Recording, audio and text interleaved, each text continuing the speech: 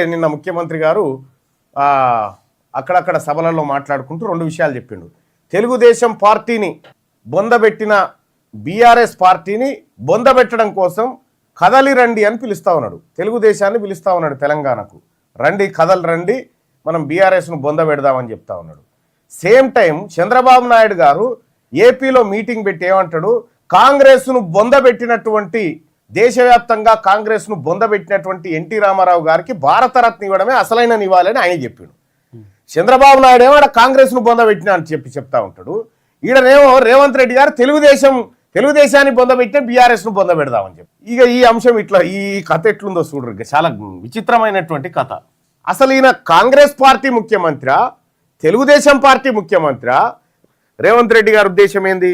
ఎందుకు సడన్ గా ఈ బుట్టుకొచ్చినాయి? ఎన్టీ రామారావు గారు కాంగ్రెస్ పార్టీని దేశంలో ఖతం చేయాలని తెలుగుదేశం పార్టీ పెట్టాడు. రేవంత్ రెడ్డి గారు ఏం చెప్తాడు?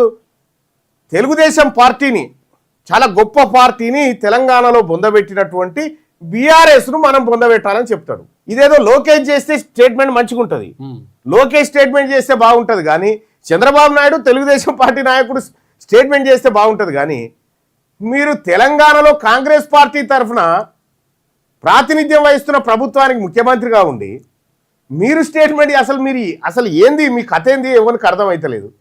క్లియర్గా నేను చంద్రబాబు ఏజెంటునని చెప్తా ఉన్నాడు రేవంత్ రెడ్డి గారు. ఇక చూడరాదు రీ. ఈ తెలంగాణ రాష్ట్రంలో నందమూరి తారక రామారావు గారికి అభిమానులు ఉన్నారు, నారా చంద్రబాబు నాయుడు గారికి సహచరులు అనుచరులు ఉన్నారు. వాళ్ళందరికీ నా విజ్ఞప్తి ఒక్కటే, ఈ తెలంగాణ రాష్ట్రంలో తెలుగుదేశం ఉండొద్దని కక్ష కట్టి ఆ పార్టీ నాయకత్వాన్ని దెబ్బతీసిన చంద్రశేఖరరావును బీఆర్ఎస్ ను సమూలంగా 100 మీటర్ల కోతి తీసి పార్టీ పెట్టినప్పుడే ఒక ముఖ్యమంత్రి గారు ఒక సభకు హాజరవుతుందంటే చాలా పక్కడ్బందీగా చెక్ చేసి లోపలికి పంపేటువంటి పోలీసు వ్యవస్థ ఉంటుంది. తెలుగుదేశం జెండాలను కూడా లోపలికి పంపినంటే ఇది రేవంత్ రెడ్డి స్క్రిప్టే. దానికి అనుగుణంగా తెలుగుదేశం పార్టీని కాపాడుతావు. ఇప్పుడు ఈడ ఓ దిక్కు కృష్ణాను అమ్ముకున్నారు, గోదావరిని ఎత్తుకపోతా ఉన్నారు, ఆ తెలుగుదేశం పార్టీని ఈడ కాపాడాలని చెప్తా ఉన్నాడు ఈ సిపాయి.